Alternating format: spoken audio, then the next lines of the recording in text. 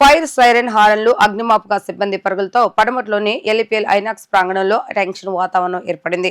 పొగలు కమ్ముకున్న ఫ్లోర్ నుంచి బాధితులను తీసుకురావడం, అంబులెన్స్ లో తరలించడం హడావుడిగా మారింది.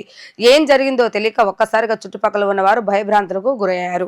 ఫైర్ సేఫ్టీలో భాగంగా మాక్ డ్రిల్ నిర్వహిస్తున్నారని తెలియడంతో అంతా ఊపిరి పీల్చుకున్నారు. ఫైర్ సేఫ్టీలో భాగంగా ఎన్టీఆర్ జిల్లా అగ్నిమాపక శాఖ ఆధ్వర్యంలో విజయవాడ పడమట్లోని ఎల్ఈపీఎల్ ఐనాక్స్ ప్రాంగణంలో అవగాహన కార్యక్రమం చేపట్టారు.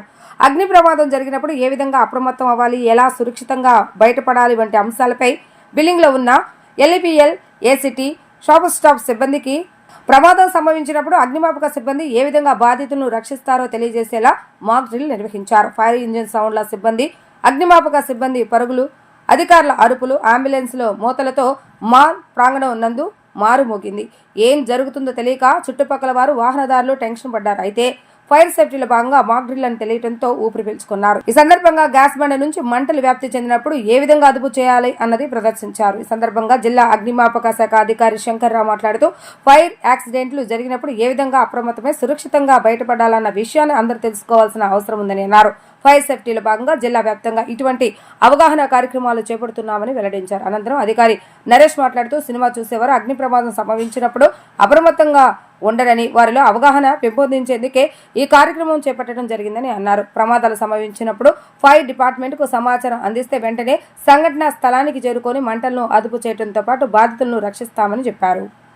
ఇప్పుడు మన అందరికీ తెలుసు, దేశంలో చాలా అత్యవసర పరిస్థితి ఉంది. ఈ సందర్భంగా ప్రజల ఆస్తిని ప్రాణాలు కాపాడడానికి అగ్నిమాపక శాఖ తరఫున మేము ఎన్టీఆర్ జిల్లాలో ఉన్న 10 ఫైర్ స్టేషన్లో కూడా ఏరియాలో కూడా ఈ మాక్ డ్రిల్ కండక్ట్ చేయడం జరిగింది. ముఖ్యంగా మన విజయవాడ పట్టణంలో మీ షాప్స్, మా మాల్స్, తర్వాత ముఖ్యంగా బస్ స్టాండ్, రైల్వే స్టేషన్, ఈ విధంగా జనసమ్మర్దం ఉన్న ప్రాంతాల్లో కూడా మా ఫైర్ సిబ్బంది ఈ మాక్ డ్రిల్ కండక్ట్ చేయడం జరిగింది. ఈ మాక్ డ్రిల్ కండక్ట్ చేయడం వల్ల ఏంటంటే అక్కడున్న ప్రజలు ఏదైనా ప్రమాదం సంభవించినప్పుడు ఏ విధంగా స్పందించాలనేది చాలా వాళ్ళు వివరంగా మా సిబ్బంది అని తెలియపరుస్తున్నారు. ముఖ్యంగా ఈరోజు ఇక్కడ ఈ షాపర్స్ మాల్ లెపిల్ దగ్గర కూడా స్క్రీన్ ఆల్రెడీ 5 స్క్రీన్లు ఉన్నాయి. అందులో కూడా ఇది మళ్ళీ షోస్ నడుస్తున్నాయి. షో నడిచినప్పుడు ఏ విధంగా ప్రమాదం జరిగితే షో చూస్తున్న ప్రజలు కూడా, తర్వాత అందులో ఉన్న షాప్లో పనిచేస్తున్న సిబ్బంది అందరూ కూడా ఏ విధంగా ప్రమాదం నుంచి బయటకు రావాలి, వచ్చిన తర్వాత ఏ విధంగా స్పందించాలి, తర్వాత ముఖ్యంగా అక్కడ చిక్కుకుంటే వాళ్ళు ఏ విధంగా మనం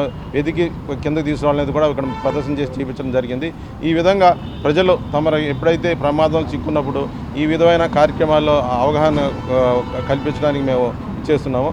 అందులో ఇప్పుడున్న సిచ్యువేషన్ కూడా మీ అందరికీ తెలుసు. దేశంలో ఉన్న emergency situation, government of India directions ప్రకారం ఈరోజు ఎల్ఈపీఎల్ మాల్ని మనం పబ్లిక్ గ్యాదర్ అయ్యే ప్లేస్ కాబట్టి ఏదైనా ఇన్సిడెంట్ అంటూ వాటి ఇన్సిడెంట్ జరిగిద్దని చెప్పేసి ఈరోజు మనం ఇక్కడ మాక్ డ్రిల్ కండక్ట్ చేయడం జరిగింది.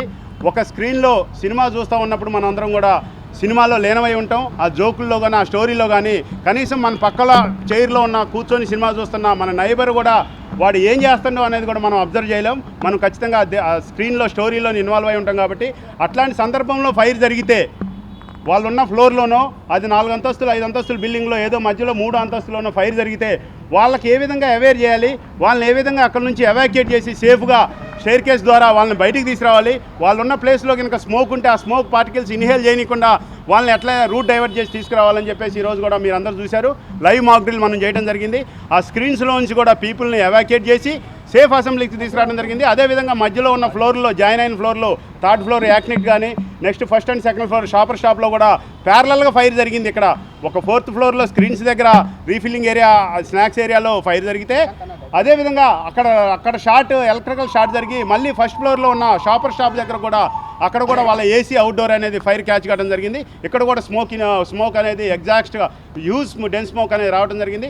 అప్పుడు ప్యారలల్గా ఈ ఫ్లోర్లో వాళ్ళని, ఆ ఫ్లోర్లో వాళ్ళని మేము 2 ఫైర్ ఇంజన్లు ఇక్కడికి టర్న్అవుట్ చేసాం.